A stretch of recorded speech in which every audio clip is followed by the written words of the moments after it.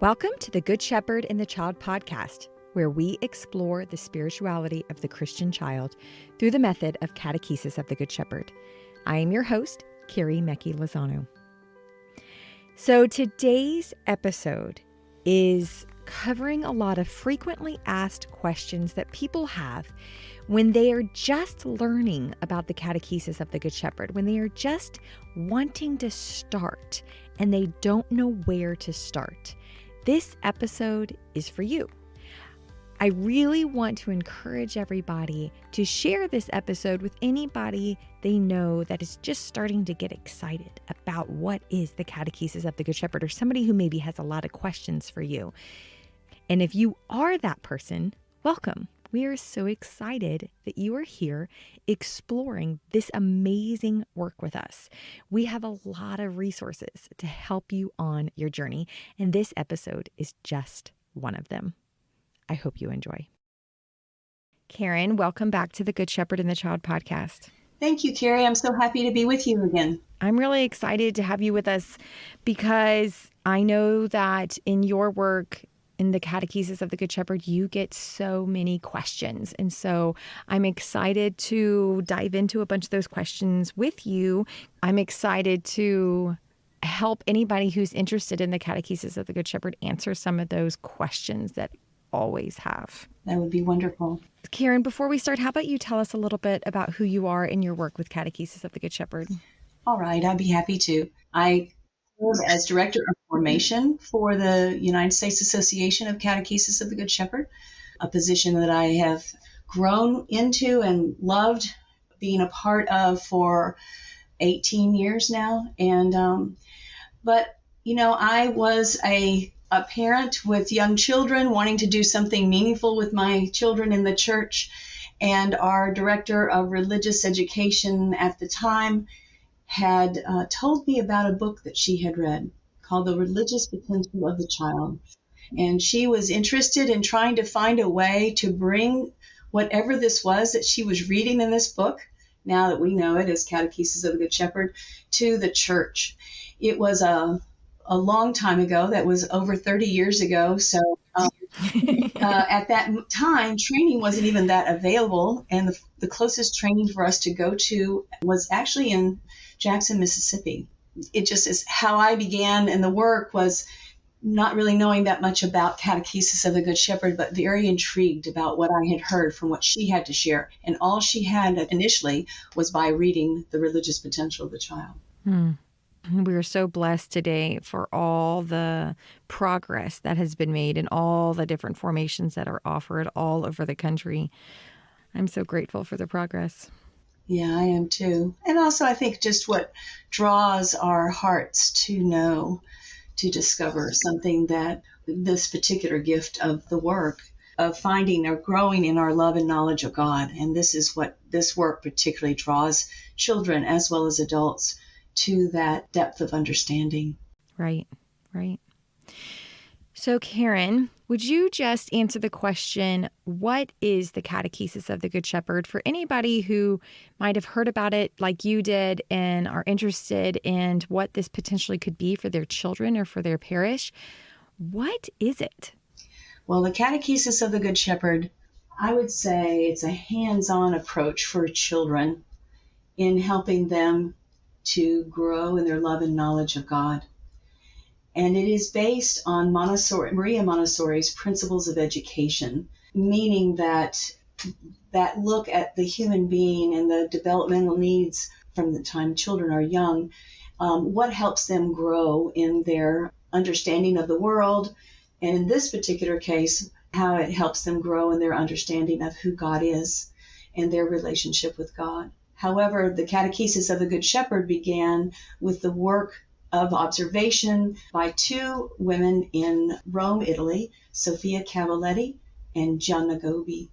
And they made it their focus to really invite children into a sacred environment called the atrium, in which biblical and liturgical announcements were provided to the children with materials, wooden materials, various types of materials, so that they could work with them, hear those announcements of the Christian message, and come to know who God is. who Jesus is. Mm-hmm. Who am I in relationship to God?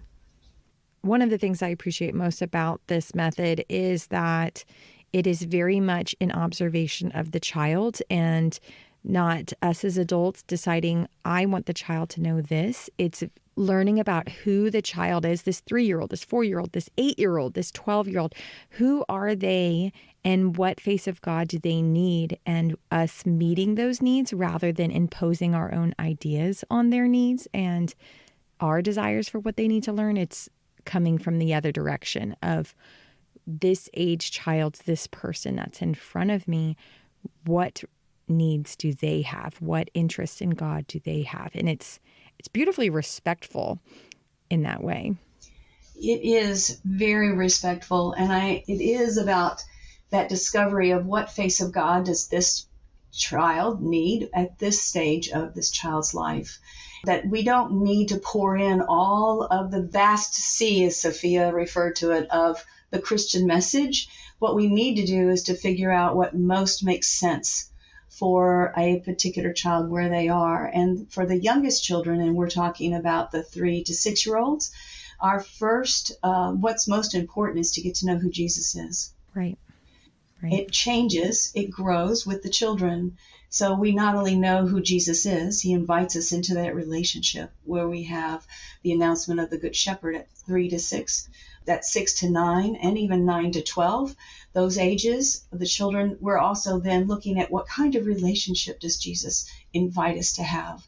How do we remain in that relationship? How do we grow? And what is my place in that relationship? Right. Okay, so if I am wanting to start the Catechesis of the Good Shepherd at my parish or my school, what do I need to do? Yes, I do often get questions about how do we begin? And sometimes people hear about the Catechesis of the Good Shepherd and do understand that there is training involved, but perhaps want to do that training as just like a program, just like you would have somebody come in and just train your people right away. Catechesis of the Good Shepherd is unique in the fact that it does base itself on 2 important elements of how you are offering this to children, and that is to have a prepared environment, which we call the atrium, and a prepared adult, who is the catechist. And the prepared adult is prepared through what we refer to as a Catechists Formation that will take a certain amount of time in a very retreat, prayerful-like way to be able to give to the adult the themes that are most needed to give to the youngest children or to any of the age children. But the course, the Catechist Formation, is at least 90 hours. It may take about a year. It depends on the format that the hosting church has. But one of the things that's important about the formation is that it also really needs the atrium prepared. So many times a church will host a course where they already have Catechesis of the Good Shepherd started and an atrium started, so that participants coming to the course will be able, by seeing the atrium as it's prepared, will be able to capture the vision of what it means to have a prepared environment.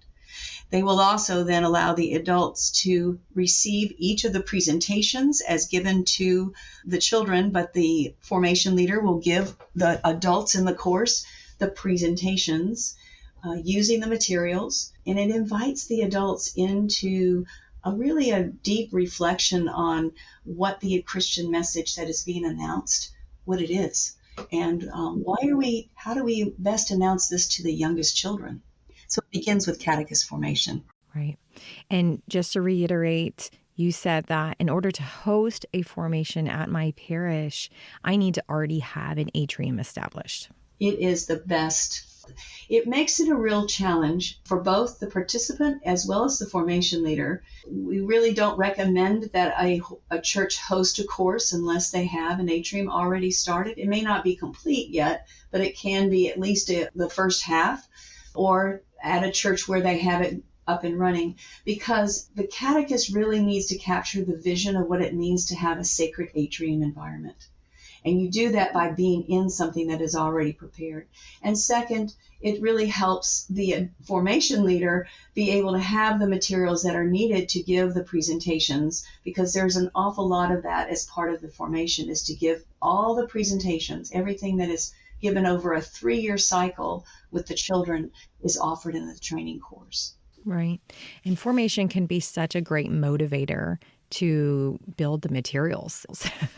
Like, you know that you need to have at least all the part 1 materials made by June 5th, and you get the whole parish involved to help you get all of these materials. And then in formation, you also make materials, so you can have the participants help you make some of those other materials that you need, or maybe some backup materials. So it can be a great motivator. That's another piece of this that I think is important. In order to look at how to begin Catechesis of the Good Shepherd, it certainly is important for the community of the church or the school. And Catechesis of the Good Shepherd even begins in home settings as well.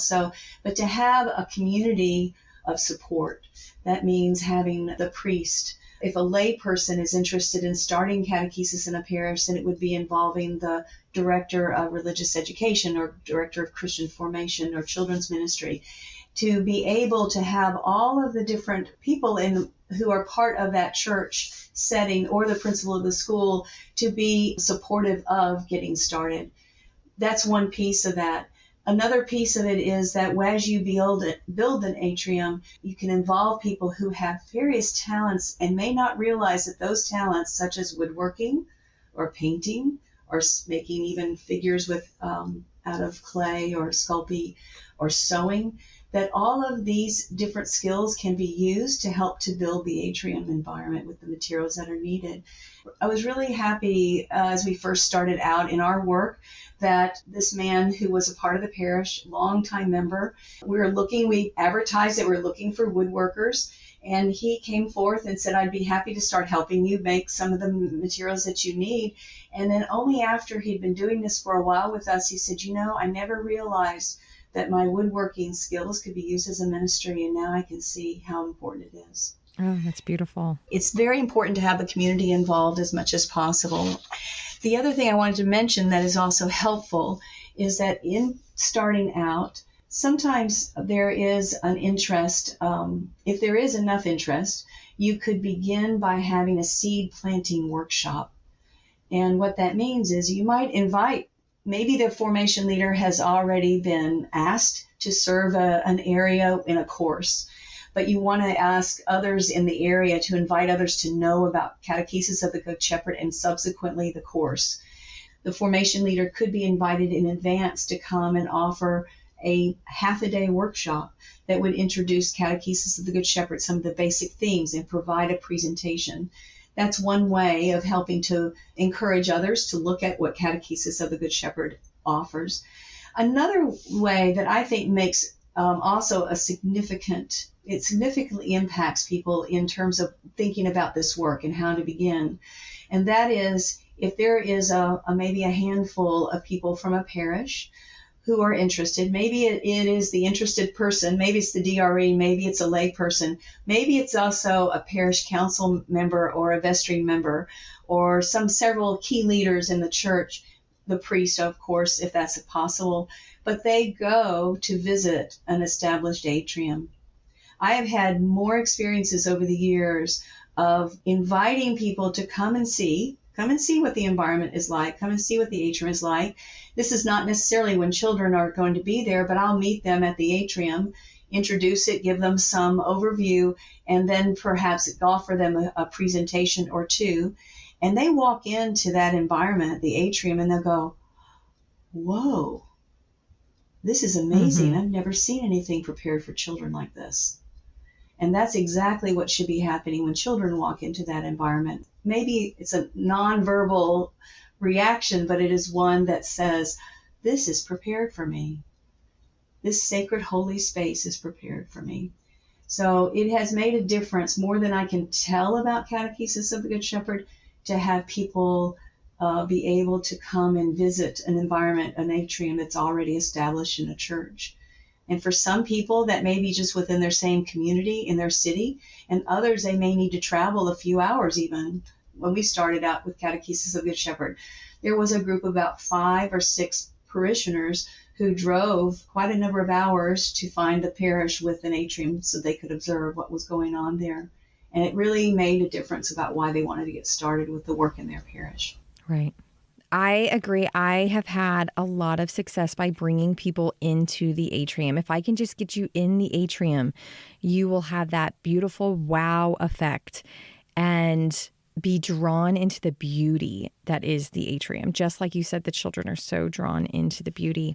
The other thing is I have found that material making has brought in more participants, more adults that want to be catechists, people who are interested in the work, because there are people who are very interested in being creative in art, in woodworking, or I had a lady who would come and paint. She was a beautiful painter, beautiful drawer. She did a lot of that part of material making for us. And now she's a level 3 catechist after about 10 years. So material making also is a beautiful way of getting more and more people involved in this method. But I want to emphasize that the materials that we use in the atrium, these are not bought materials. These are not something that I can just order a package from the Catechesis of the Good Shepherd of all the materials that I need. What we like to say, what we know about Catechesis of the Good Shepherd is that it's really a handmade approach to faith formation. Over time, there are materials that can be purchased, but they're not all finished. We do have some vendors who do help with making some of the wooden materials if you don't have a woodworker, for instance, in your own community.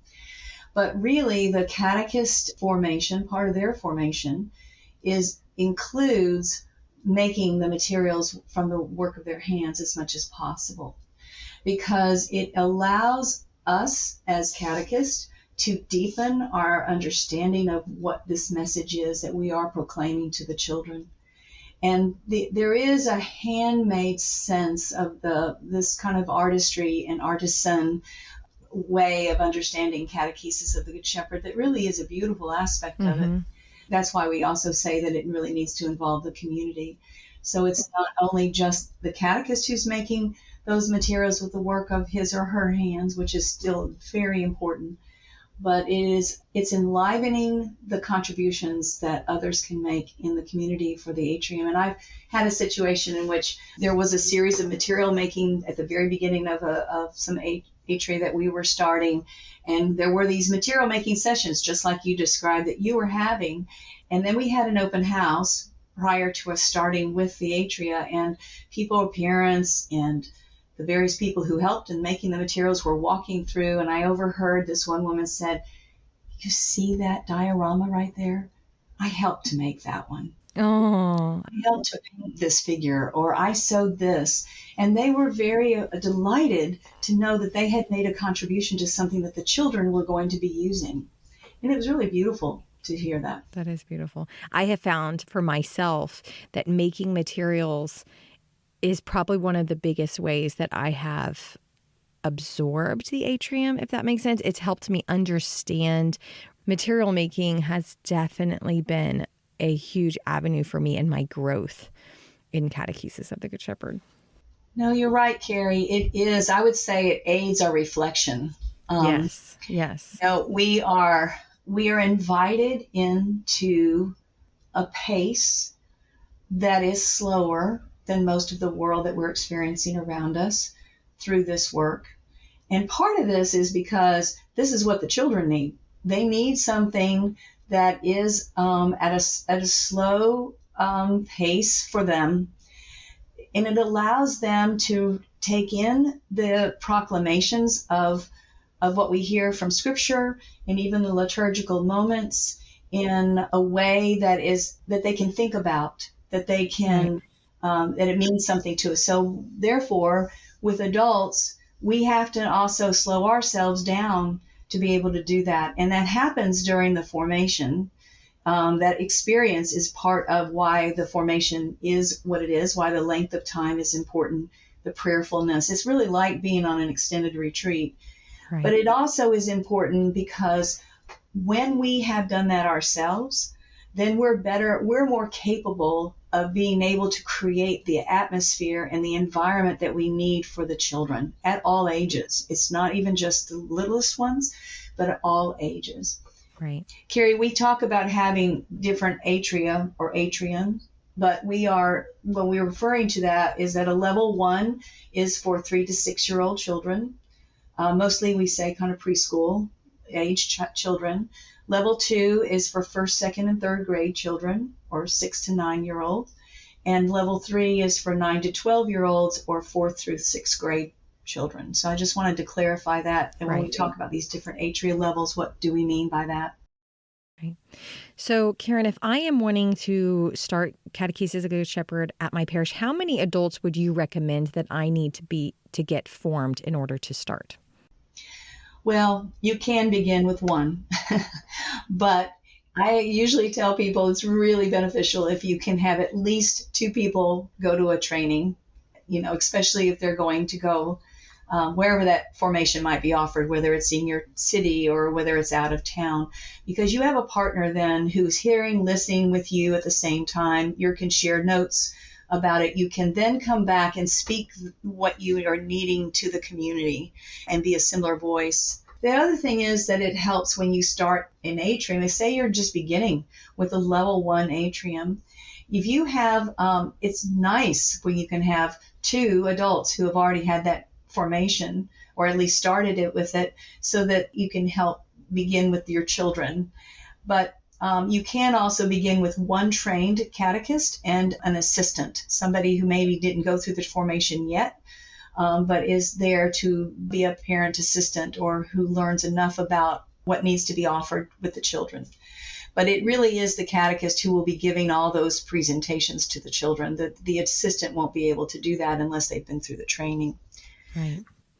So if I have like a 9-year-old and I'm wanting them to have level 3 Catechesis of the Good Shepherd, can I go to level 3 formation, or do I need to have level 1 first? Yeah, that's a great question. There is, it's very important to begin with the foundation of this work. And the foundation is with level 1, working with and receiving the themes given to 3 to 6-year-old children.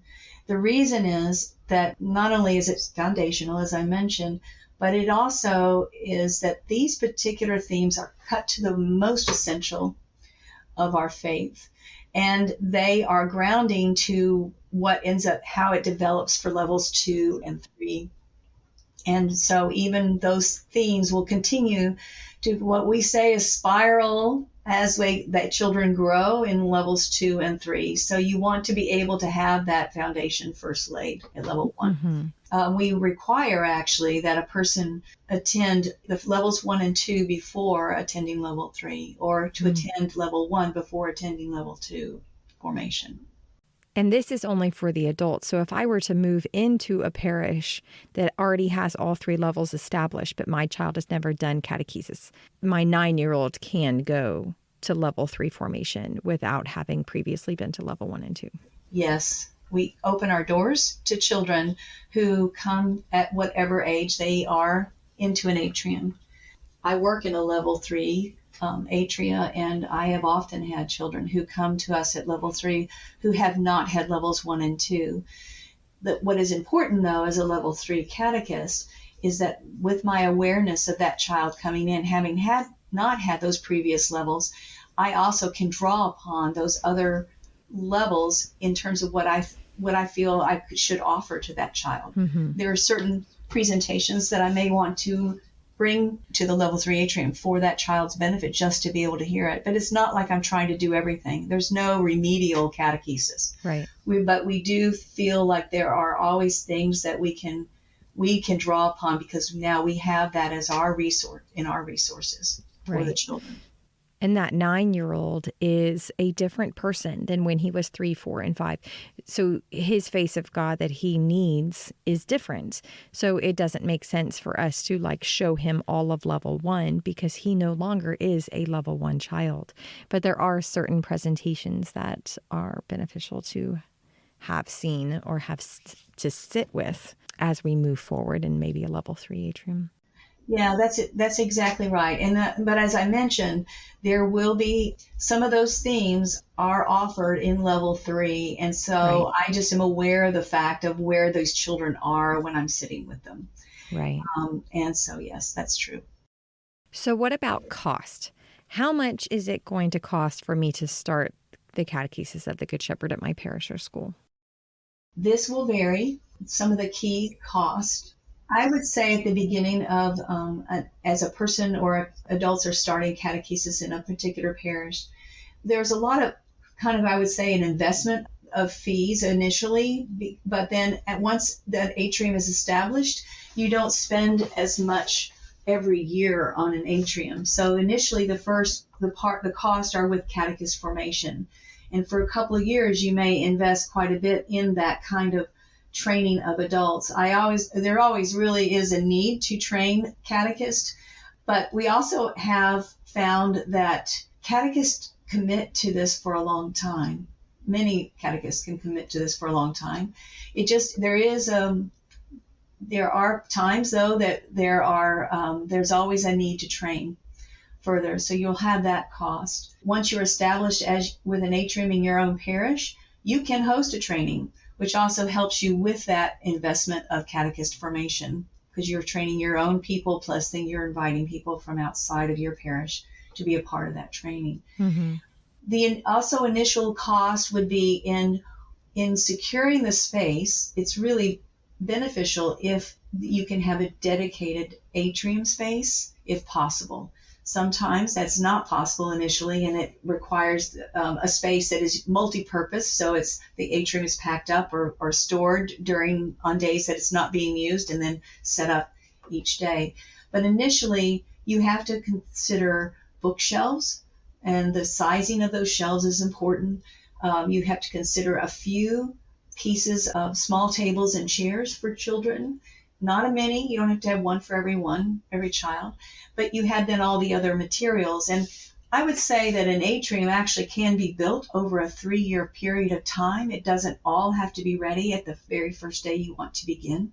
But you do want to start with what is needed for the child in their first year in the atrium. Mm-hmm. And that's usually should be the first half of your catechist formation, should equal that, so that you can build the atrium over time. And that cost can then be spread out over a 3-year time period as well, which I think is really important to know.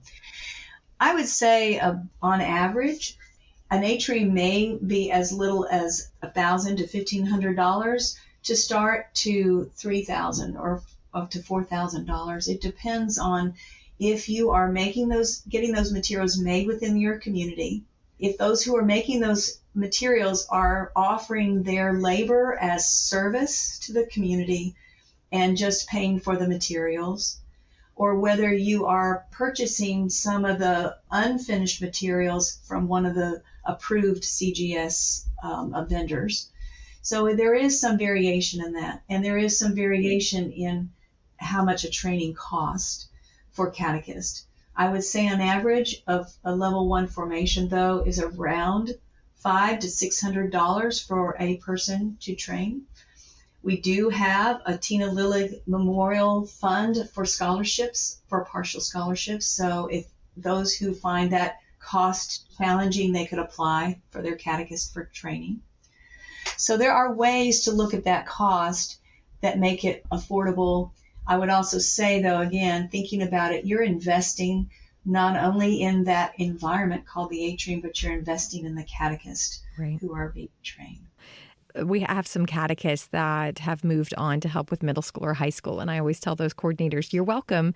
We have formed them very well. They are now you get the benefits of their Catechesis of the Good Shepherd formation. And also, like, if you think about traditional faith formation that uses books and needs to buy new books every year, the cost is pretty comparable, because those non-reusable books that they buy, they're about $20 per kid. So depending on if you have 100 kids in your elementary program, that's $2,000 that you have to spend every single year. So I find that the cost of an atrium and formation is pretty equivalent to what you would have to pay for a traditional model of faith formation that needs new books every year. I would even say it can be less, because it isn't something that you have to spend. There can be a maintenance cost to the atrium, but really once each atrium is established, as long as you have trained catechists for them, you're really is a maintenance cost. Right. Because all those materials continue to live. They're well made. They don't really, they don't get used up. They don't have to be thrown out. So anyway, I think that's an important aspect of us. And I think how creative you get in making your atrium. Thrift stores are our friend, and how much you ask your community to support the building of materials is definitely going to affect your overall cost.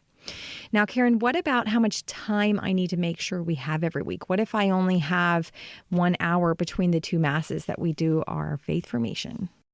Well, Catechesis of the Good Shepherd, in our characteristics of Catechesis of the Good Shepherd, indicate that weekly sessions should be 2 hours, at each level. However, we also are aware of the fact that it may not always be something that every parish can do, and that there is a framework for whatever the parish is requiring of religious formation. If we can't start at 2 hours, it would be great if you can begin at least at an hour for the children, or hour and 15 minutes, and then move up to that 2 hour period. Many atria are also at an hour and 30 minutes.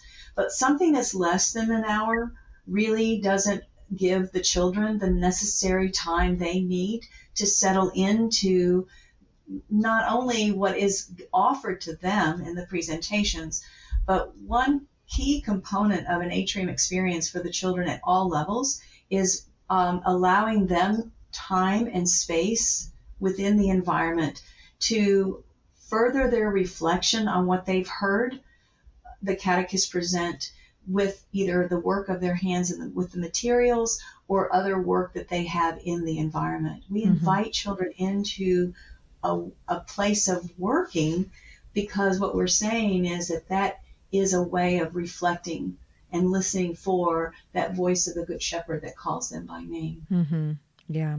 We've always had an hour and a half. We've never been able to get up to 2 hours, but I cannot imagine being able to work less than an hour and a half. That would be very difficult. And I'm sure if I'm used to 2 hours, I probably would say the same thing. What we've noticed is that the children sense that.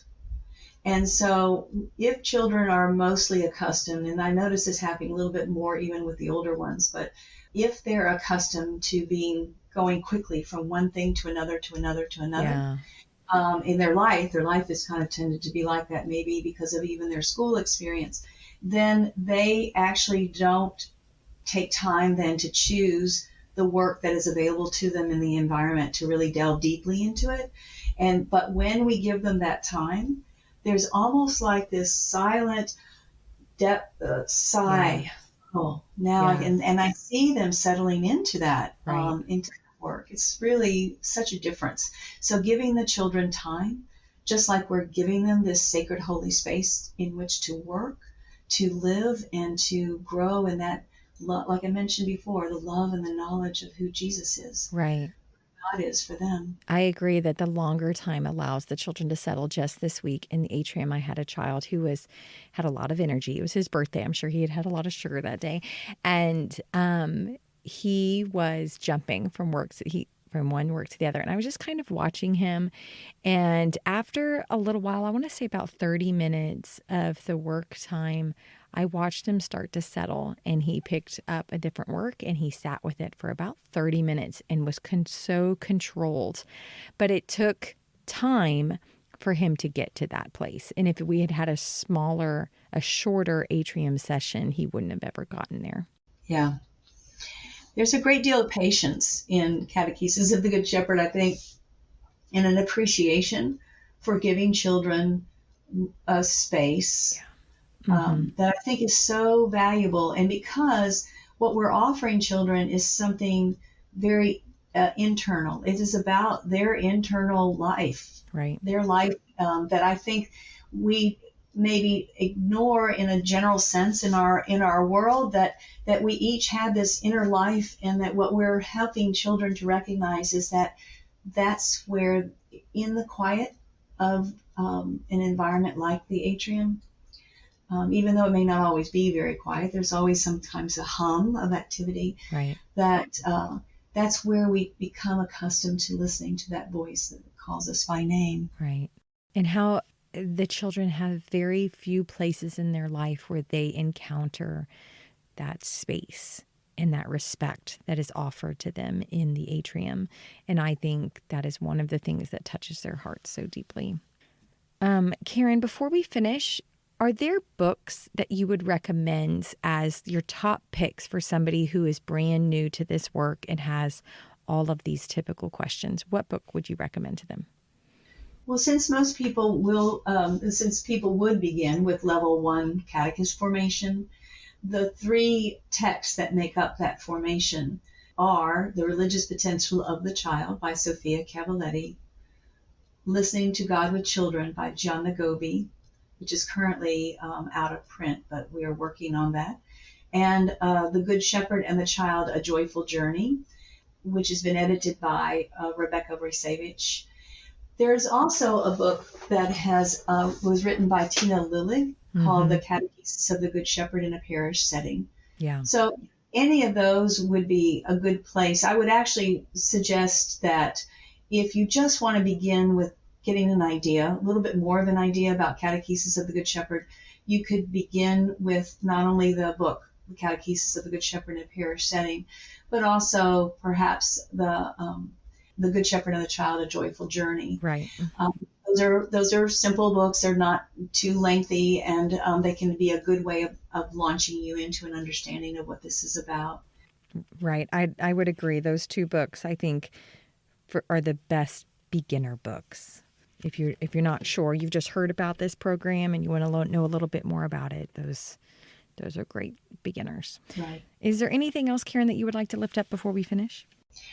Well, I was thinking that perhaps as we conclude that I might also lift up one of the characteristics of the Catechesis of the Good Shepherd, number 3, because I think it's a really nice one to really hold who we are as in this work, because it states that the atrium is a community in which children and adults live together, a religious experience that facilitates participation in the wider community of the family, the church, and other social spheres.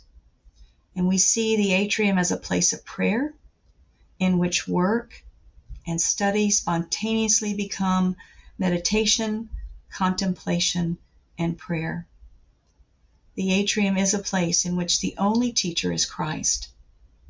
Both children and adults place themselves in a listening stance before His Word and seek to penetrate the mystery of the liturgical celebration.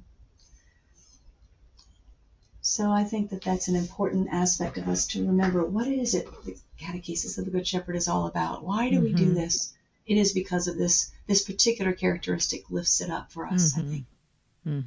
Yeah. Well, thank you, Karen. Thank you for sharing your wisdom with us, and thank you for your work in the Catechesis of the Good Shepherd. You're welcome. It's my pleasure. Thank you all for listening to this week's episode of the Good Shepherd and the Child podcast. I hope that this episode answered some of those main questions that you have. There's no way that we have exhausted all the many questions that you probably have about this work, about formation, about how to get started. So I have a bunch of resources for you in our show notes. So I have some podcast episodes that you might be interested in. Our very first episode that we have called God and the Child with Rebecca Brisevich is amazing. It dives right into the heart of this work.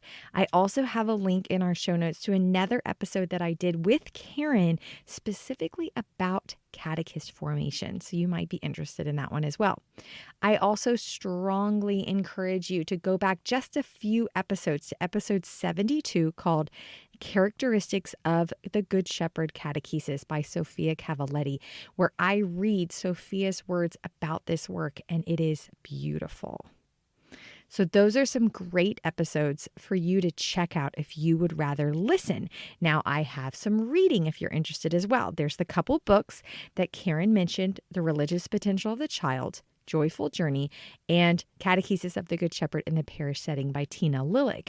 I have links if you want to purchase those, or maybe you want to purchase those for a friend who's starting to get interested in the Catechesis of the Good Shepherd. Links to those books in our show notes.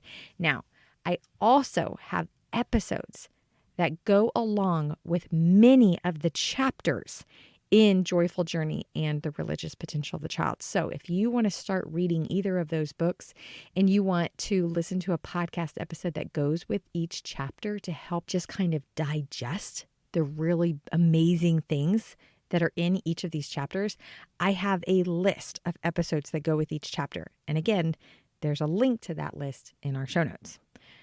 There also is a PDF. So if you don't want to purchase anything, you don't want to listen to anything, there is a PDF that's about 4 pages long that kind of answers a lot of the main questions that people have when they're just starting the Catechesis of the Good Shepherd. I have a link in our show notes so that you can read that PDF online. So I really hope that all of those resources really help you out. Karen shared her contact information in the show notes as well. And there's a lot of information online on our website, cgsusa.org, to help you on this journey. We want to help you every step of the way. We know that it can be very intimidating as you're just getting started in this work, seeing all the days of formation and all the materials that need to be made. But I promise you, it is transformative. It will change your life. It is worth it. Just one step in front of the other. You got this. This podcast is sponsored by the United States Association of the Catechesis of the Good Shepherd. If you would like to know more about the Catechesis of the Good Shepherd, or if you would like to become a member, please go to cgsusa.org. Thank you all for listening this week. We will see you in 2 weeks. Go and fall more deeply in love with God.